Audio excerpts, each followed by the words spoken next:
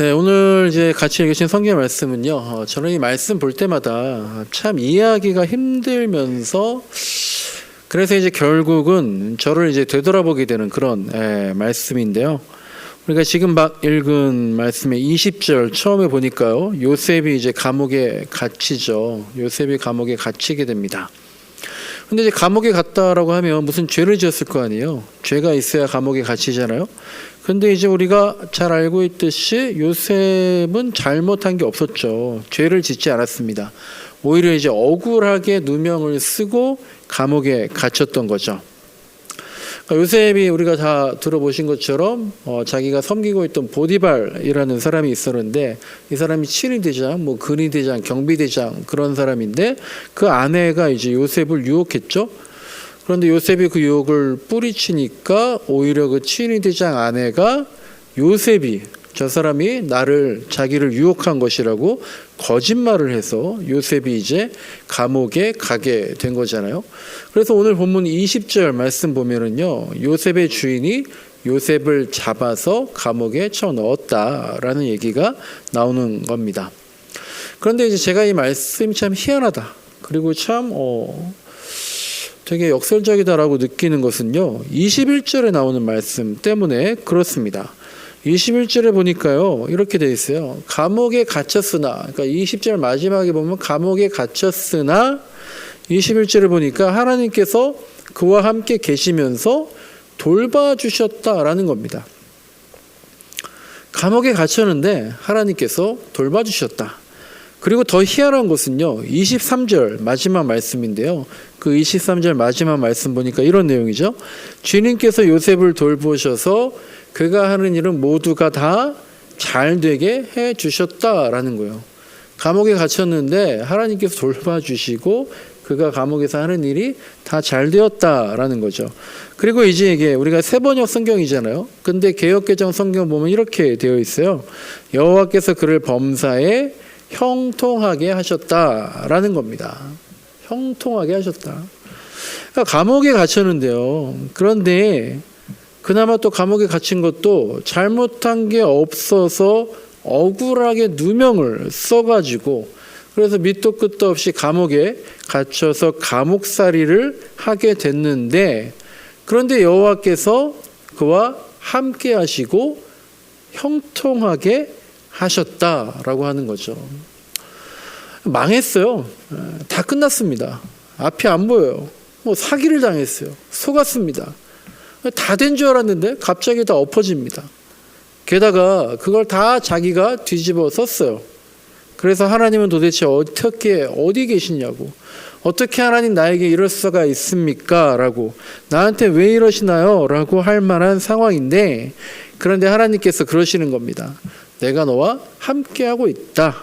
너를 형통하게 하고 있는 거다 라는 거죠. 감옥에 억울하게 갔는데 하나님 그러시는 거예요. 너와 함께하고 있다. 형통하게 될 것이다. 그러니까 이제 사실 성경에 보면은요, 일반적인 상식으로는 이해가 잘 안 되는 역설적인 내용이 많죠. 이것도 하나 그 중에 하나인 것 같고요. 그리고 또 이제 어떻게 보면 우리 일상생활에서도요, 그런 일들이 또 없지는 않습니다. 저도 최근에 이제 그런 일 약간 이해가 안 되는 또 갑작스러운 감사한 일이 있었는데 지난주에 이제 그 서울에 무학교회라고 있어요. 근데 무학교회라고 이제 큰 교회인데요. 그 교회에서 저희 교회에다가 수백만 원을 헌금을 해 주셨어요. 그러니까 저번에 한번 잠깐 말씀드린 것처럼 지난 4월 말경에 그 무학교회에서 연락이 왔는데 이제 무학교회가 큰 교회인데 거기가 코로나를 지내다 보니까 교회 행사가 없어지니까 교회 운영 차원에서 여러 가지 어려운 일들이 많이 있었겠죠. 힘들었겠지만 또 반면에 재정은 오히려 남게 되었다라는 거예요. 그런데 이제 듣자 하니까 미자립 교회, 개척교회들이 임대료 내기도 어렵고 결국 교회가 없어지는 일들도 많으니까요. 남는 잉여 재정의 일부를 개척교회를 돕자라고 결정을 했다라는 거죠. 그래서 이제 우리 교단의 총회 그 국내 선교부에다가 도울 만한 개척교회들을 좀 추천해달라라고 하니까 그 국내 선교부에서 이제 지난번에 있었던 개척교회 사례 공모전에 접수했던 교회들, 아마 더 정확히 얘기하면 개척교회 사례 공모전에 접수했으나 탈락했던 교회들을 소개해 준 것 같아요. 그래서 이제 무학교회 장로님들이 저희 교회를 포함해서 전국에 있는 그 추천받은 교회들을 실제로 다 일일이 두 분씩 아마 짝을 지어서 방문을 하셨고요. 그 교회들 중에서 이제 몇 교회를 선정해서 지원금을 보내주신 건데요. 너무 이게 감사하죠. 그러니까 일면식도 없는 교회에서 금액도 금액이지만 정말 예수님, 복음, 전도하라는 그 전도하는데 도움이 되기를 바라는 마음으로 정말 알지도 못하는데 오셔가지고 보시고 도와주신다라는 게 일반 상식으로는 이해가 잘 안 가는 너무 감사한 일인데, 사실 제가 이제 그 개척교회 사례 공모전 지원하면서 장려상이라도 받으면 뭐 상금도 상금이지만 그게 우리 교회가 어떤 정신을 가지고 있다, 여기 교회가 있다, 이런 것들을 알리는 데 도움이 될 것 같아서 마음으로 지원했던 건데, 거기서 탈락을 했으니까 제가 아무리 뭐 아닌 척 하더라도 제 마음에 상심이, 안타까움이 당연히 있었지만, 또 오히려 지금 이렇게 보니까요, 장려상 상금보다 더 많은 지원금을 받고 또 격려와 용기를 얻게 됐으니까요. 이것도 참 희한한 거예요. 그러니까 제가 이제 오늘 본문 말씀에서 요셉이 감옥에 갇혔으나 하나님이 함께 하셔서 형통하였더라 라고 하는 이 말씀이, 감옥에 갇혔는데 근데 형통했다, 이 말씀이 또 일면 이해가 가기는 합니다. 낙심될 일이 있었더라도, 환난이 있더라도, 시련이 있더라도, 안타까움이 있더라도 그 안에서 하나님께서 선한 길을 열어주신다라는 거잖아요. 여러분 혹시 낙심 가운데 있습니까? 혹은 자꾸 불안합니까? 아니면 자꾸 의문이 생깁니까? 하나님은 우리를 한결같이 사랑하신다는 거예요. 하나님은 우리를 실망시키지 않으신다, 이 사실을 믿고 우리가 정말 내 옆에 항상 계신 하나님을 의지하시기를 간절히 소망합니다. 그런데 이제 이런 걸 알면서도 제가 이 본문을 볼 때마다 좀 특별한 자극을 받는 이유는 이것 때문에 그래요. 요셉의 상황이 너무나 억울해서 그런 것 같아요. 요셉의 상황이 너무나 억울하다. 그러니까 이제 뭐 우리가 개척교회 그 사례 공모전에서 탈락했던 이유는 훨씬 더 훌륭한 개척교회들이 있었기 때문에 그런 건데, 그러니까 그거 가지고 뭐 억울하다 뭐 이제 그럴 게 없잖아요. 그런데 요셉은 잘했거든요. 보디발의 신임을 받으면서 정말 거기서 종의 역할을 잘했거든요. 그런데 정말로 억울하게 오해받고 누명을 써서 감옥 살이를 하게 됐잖아요. 또 그 주인 친위대장 그 보디발한테도요, 그 보디발한테 안타까웠을 것 같아요. 되게 아쉬웠을 것 같아요. 왜냐하면 보디발이라도, 내 주인만이라도 진심을 알아줬으면 좋았을 텐데. 근데 우리가 그럴 때가 있잖아요. 야, 내가 다 몰라줘도, 다 오해해도, 내가 정말 당신만이라도, 내 주인만, 내 상사만, 저 사람만이라도 내 진실을 알아주면 또 되잖아요. 그런데 그렇게 충성을 다하고 또 서로 간에 신뢰가 있었던 주인마저도 아내의 일반적인 말만 듣고 노발대발하면서 요셉을 옥에다가 가둔 거거든요. 그러니까 요셉이 더 서럽고 더 배신감이 들었을 겁니다. 그런데 이게 이제 어떻게 하나님이 함께 계시고 형통하게 하셨다라는 건가? 아니, 이게 정말 하나님이 함께 하시고 형통한 건가? 역설도 이런 역설이 없다라는 거죠. 제가 이제 지난주에 설교하면서 저희 집에 강아지가 들어와서 강아지 때문에 제가 지난 한 주간이 너무 우울해졌다, 나비 효과가 막 일어나면서 정말 모든 게 무너지는 것 같더라, 그런 말씀을 드렸는데요. 그 설교를 듣고 두 분이 저한테 이제 피드백을 말씀을 해주시는데, 그분들도 지지난주가 너무 힘들고 우울했다는 거예요. 그런데 제가 설교 때 우울하다고 하니까요, 너무 은혜가 되더래요. 너무 위로가 되더래요. 아, 나만 힘든 게 아니었다라는 거죠. 예. 그러니까 사람의 심리가 되게 못됐어요. 예. 남이 잘된 얘기를 들으면 은혜가 안 되고 배가 아파요. 그런데 남이 잘못된 얘기를 들으면 아, 내가 너무 우울했다라니까 그게 위로가 되고 은혜가 되고 힘을 얻을 때가 있다라는 거잖아요. 근데 그러고 보니까 저도 그래요. 이제 부목사 때는 잘 몰랐는데요. 이제 개척교회 담임 목사 하니까 막 다른 얘기 다른 교회가 이제 막 잘 된다는 얘기를 들어보고 막 그러면 한편으로는 감동도 받고 또 도전도 되고 배우기도 하지만 한편으로는 또 이제 배가 아프고 막 속이 쓰릴 때가 있는 거죠. 제가 이제 한 달에 한 번씩 작은 교회 연구소라 그래가지고 개척교회들 작은 교회들 모여서 이렇게 같이 공부하고 교제하고 하는 모임을 한 달에 한 번씩 가는데 지난주에는 양평에 있는 교회를 한번 다녀왔어요. 근데 그 교회 목사님이 그 교회 양평에 이제 다 논밭이 있는 곳이죠. 근데 그 교회 부임할 때 9명이었대요. 근데 이제 부임하신 지 9개월 됐는데 지금 26명이 출석을 하신대요. 그러니까 그 교회가 이제 옛날에 좀 문제가 좀 있었고, 그러니까 새로운 목사님이 오시니까 나가셨던 분들이 또 돌아오기도 하고, 또 이제 양평이니까 서울하고 오히려 대전에서 양평 가는 것보다 서울에서 양평 가는 게 가깝더라고요. 그러니까 전원주택들이 막 들어오고 하니까 또 많은 사람들이 이제 오게 되더라. 너무 감사하더라. 이제 그 말씀 들으면서도 되게 도전이 되고 야, 잘 되는구나라고 하지만 또 이제 나도 잘해야겠다. 어떻게 하면 잘 될까? 막 이제 이런저런 비교하고 하는 생각들이 또 안 들 수 없는 거죠. 근데 이제 오늘 본문 말씀은요. 야, 누가 더 잘 됐대더라. 저 사람은 빨리 됐대더라. 그래서 뭐 어떻게 막 비교하고 그래서 배가 아프다. 뭐 이런 게 아니라 제가 이제 계속 말씀드리는 게 그거예요. 시편에 있는 말씀처럼 고난을 당한 것이 오히려 유익이 되더라라는 말씀이거든요. 환난의 한 가운데에 있는데 그것이 형통이더라라고 하는 거거든요. 억울함 속에 있을지라도 내가 잘못한 게 없어서 정말 내가 도대체 왜 이런 상황에 처해야 됩니까? 라고 억울할 만한데 그게 오히려 형통이더라라고 하는 말이거든요.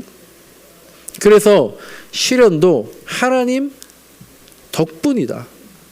어떻게 보면 하나님 덕분에 더 강한 환난을 겪고 있는 것이고, 그런데 하나님 덕분에 환난이 인내를 낳고 인내가 연단을 낳고 연단이 소망이 되더라. 이걸 체험하게 된다라는 거거든요.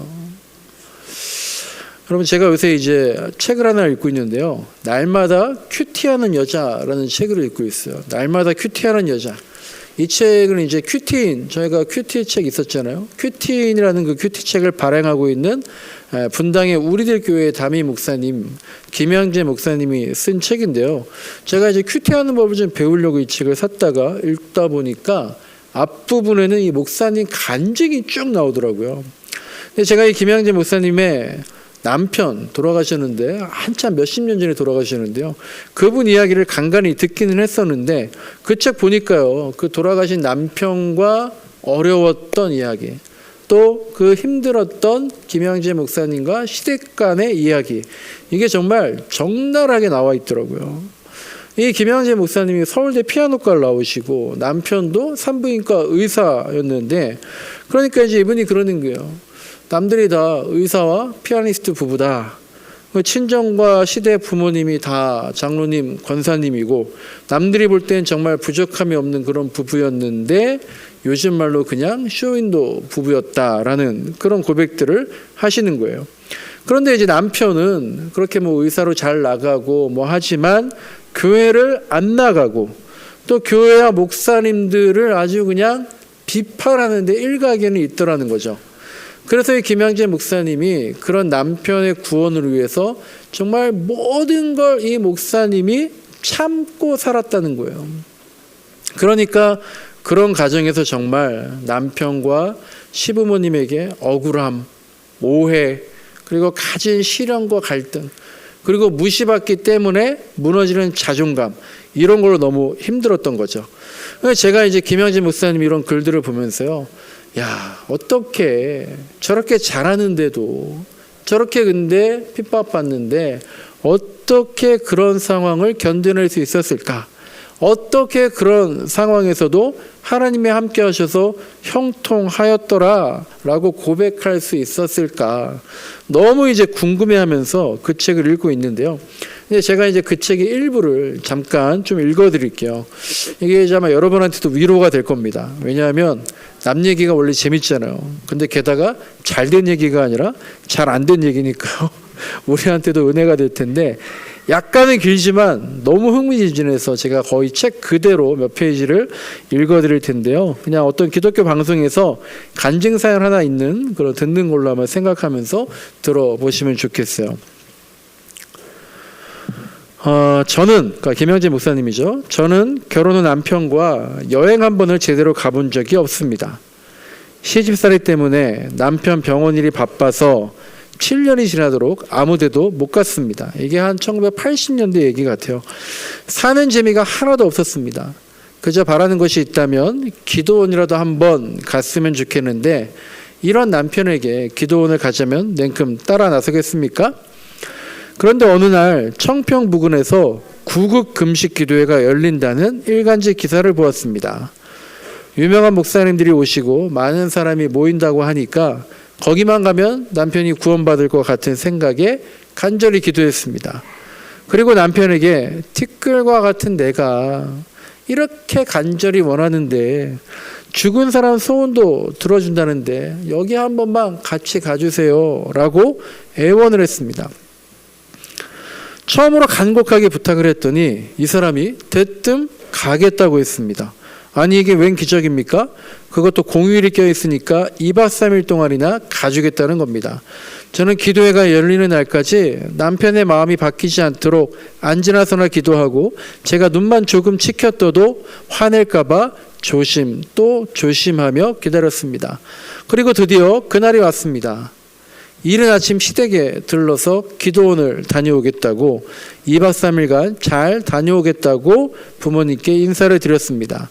그랬더니 장로님 시아버님이 교회도 안 나가는 아들이 기도원에 다녀오겠습니다 하면 너무 기뻐하셔야 하는데 그 광신도들처럼 기도원에 다니고 그러지 말라오 하고 아주 딱 잘라 말씀하시는 겁니다. 그러자 남편의 얼굴이 순식간에 바뀌었습니다. 장로님이 가지 말라고 하는 기도원을 아무것도 모르는 당신 주제에 가려고 하자는 거야? 참 큰일이야 큰일. 요새 교계가 참 이상하게 돌아간다니까 하면서 안 가 이러는 겁니다. 그 자리에서 제가 뭐라고 했겠습니까? 알았어요 하고 찍소리도 못한 채 뒷걸음쳐 나왔습니다. 그런데 남편이 따라 나와서는 금세 다시 가자 하는 게 아닙니까? 너무나 고맙고 황송했습니다. 그래서 들뜬 마음으로 기도원을 향해 가고 있는데 청평 초입부터 기도원 가는 길이 인산인해를 이뤘습니다. 그 광경을 보고 남편이 대뜸 내일 아침에 집으로 가자라고 합니다. 남편은 기도원 장소가 청평이어서 무슨 콘도쯤으로 생각을 했는데 수많은 인파가 산으로 가는 걸 보고 아차 싶었던 모양입니다. 게다가 여자들이 바글바글 올라가니까 딱 싫었던 거죠. 그 말을 듣고 제가 뭐라고 했겠습니까? 알겠어요 했습니다. 그런데 이제 차에서 내려서 기도원을 향해 절반쯤 올라가더니 야 내일 말고 그냥 오늘 저녁에 집에 가자 라고 합니다. 그래서 제가 또 알겠어요 했습니다. 마침내 본당에 도착했는데 남편이 이러는 겁니다. 이 예배만 드리고 가자 라고 해서 또 알았어요 했습니다. 저는 그냥 죄인처럼 알겠어요 알았어요 합니다. 그러나 남편의 변덕은 여기서 그치지 않았습니다. 힘들게 본당에 들어서는데 역한 냄새가 코를 찔렀습니다. 제가 느끼기에도 좀 역했습니다. 구급 금식 기도회다 보니까 금식하는 분들이 많은 데다가 기도원까지 땀 흘리면서 걸어 올라오느라 신발과 양말이 다 땀이 차서 냄새가 진동한 겁니다. 기도원 다녀본 분들은 다 그러려니 합니다. 그런데 생전 처음 그런 냄새를 맡은 남편은 본당에 한 발짝도 내딛지 않고 그냥 가자라고 했습니다. 그래서 또 할 수 없이 알았어요 하고 내려오는데 눈물이 왈칵 쏟아졌습니다. 눈물이 앞을 가려서 길도 조심조심. 또 행여 눈물 흘리는 제 모습 보고 또 뭐라고 그럴까봐 또 조심조심 내려오는데 마침 옆에 부속 성전이 눈에 띄었습니다. 저기 여보, 저쪽 성전에서도 예배 드리는 모양인데 저기는 냄새가 좀 안 날 것 같은데 저기서라도 예배 한번, 말씀이라도 한번 듣고 그러고 가면 안 될까요? 갖은 조바심을 다 내어서 부탁을 했더니 남편이 기적처럼 그쪽으로 발길을 돌렸습니다. 그런데 성전에 앉아서 말씀을 듣기 시작한 지 5분도 채 안 되어서 남편이 가자 하면서 벌떡 일어서는 게 아닙니까? 저는 또 하는 수 없이 네 했습니다. 그 길로 서울로 돌아와서 명동에 와서 외식을 하고 집에 돌아왔습니다. 너무 속상했습니다. 얼마나 기도를 많이 하고 간 건데, 그러나 저는 절대 포기하지 않았습니다. 그 다음날 당시 다니던 교회에서 부부 세미나를 하는데 새벽 6시에 떠나는 일일 세미나였습니다. 집에 도착할 무렵에 혹시 여보 내일 새벽에 그 부부 세미나 그거라도 좀 같이 가주지 않겠어요? 라고 했습니다. 남편이 그 말이 끝나기가 무섭게 눈을 크게 치켜 뜨고는 말이 많다 하고 한마디로 호령했습니다. 그래서 또 알았어요, 알겠어요 하고 말았습니다. 그리고는 그날 그냥 잠자리에 들었습니다. 그런데 남편이 갑자기 새벽에 일어나더니 가자 합니다. 그래서 새벽에 세수도 제대로 못하고 후다닥 챙겨서 나왔습니다. 도대체 예측을 할 수 없는 남편이었습니다. 가자 했다가도 수가 틀리면 안 간다 하길 쓰고 안 간다 했다가도 갑자기 가자 합니다. 그럼에도 제가 그때 무슨 사족을 달면 아주 큰일이 났습니다. 어쨌든 그렇게 하루 종일 부부 세미나를 들었습니다. 세미나 마지막에 강사님이 갑자기 서로 손잡고 기도하고 용서하라 라고 했습니다. 사랑한다고 서로 말해주세요 라고도 했습니다. 그동안 원수진 일이 있으면 서로 악수하고 사과하고 용서해 주세요 라고 그렇게 합니다. 그랬더니 이제 곁에 있던 집사님들이, 남녀 집사님들이 부부가 서로 잘못했다면서 손을 잡고 악수하고 허깅을 합니다. 남편은 그걸 보더니 대뜸 한마디 쏘아붙입니다. 야, 너 저러려고 교회 다니는 거냐? 하면서 뚜껑 열린 남편의 눈치를 보느라 저는 집으로 가는 내내 차 안에서 벌벌 떨어야 했습니다. 또 어떤 날은 남편이 저에게 폭력을 행사한 적이 있습니다. 저는 그 사건을 구원의 기회로 삼아서 교회가만 가면 다 용서해 주겠다라고 해서 각서까지 쓰게 하고 처음으로 함께 교회에 갔습니다. 세상에 힘들게 교회에 데려왔는데 그날따라 이제 예배 도중에 평소 안 하던 건축허금 작정하는 순서가 있었습니다. 정말 오묘한 일이 아닐 수 없었습니다. 남편이 돈에는 정말 무서운 사람인데 온 세상의 악한 영이 총동원해서 남편의 믿음을, 구원을 가로막는 겁니다. 300만 원, 200만 원 하면서 심지어 반말로 손들어 할 때는 두 눈 딱 감고 이렇게 외치고 싶었습니다. 그 입 좀 다물어 주시면 좋겠어요. 하필이면 왜 오늘이냐고요. 이렇게 목숨 걸고 남편 데려왔는데 어떻게 이럴 수가 있습니까? 남편의 교회 비판은 더 거세지기만 했습니다. 라는 내용이에요. 제가 이 책에 이제 이 부분을 읽으면서 이제는 남편이 돌아서겠지. 이제는 남편이 돌아서겠지. 이제는 남편이 돌아섰다는 얘기가 나오겠지 하면서 책을 보는데 끝내 남편의 신앙이 돌아서지 않는 거예요. 그런데 이제 어느 날 아침에 이 남편분이 갑자기 몸이 안 좋아서 이제 본인이 의사니까 직접 이제 이래저래 자가 진료를 하다가 그래도 원인이 안 나오니까 대학병원에 가서 CT를 찍었더니 간 동맥 파열이라고 진단을 받고 얼마 못 간다는 거예요. 다음날 새벽에 이분이 진심으로 회개하고 목사님 좀 불러달라 그래서 회개하고 영접하고 그리고 12시에 그냥 하루 만에 그렇게 돌아가셨다는 거예요. 이게 이제 만약에 요새 어떤 분이 저한테 와서 남편과의 관계가 뭐 이렇습니다 라고 하면 제가 참으면 안 됩니다. 학대랑 인내랑 신앙 이런 거 다 헷갈리시면 안 돼요. 이렇게 얘기하겠지만 그냥 이분의 간증을 그냥 어떤 여성 문제, 뭐 가정 문제 이런 차원에서 제가 얘기하자는 게 아니라 정말로 이렇게 잘못한 거 하나도 없는데 억울한 상황 속에서도 하나님이 이 목사님과 함께 계셔서 그를 형통하게 해주시고 지금 30년, 40년을 지내오게 하셨다라는 그런 말씀이에요. 그래서 근데 이 김양재 목사님도요. 그런데 아무리 그래도 남편이 그렇게 갑자기 죽으니까 그래도 회개하고 영접하고 죽었으니까 감사하지만 그렇게 너무 갑자기 죽으니까 허망하고 불공평한 것 같은데 장례를 치르고 나서 에스겔 18장을 큐티하는데 이런 말씀이 있더라는 거예요. 에스겔 18장에 이런 말씀이 있습니다. 주 여호와의 말씀이니라. 내가 어찌 악인이 죽는 것을 조금이들 기뻐하랴.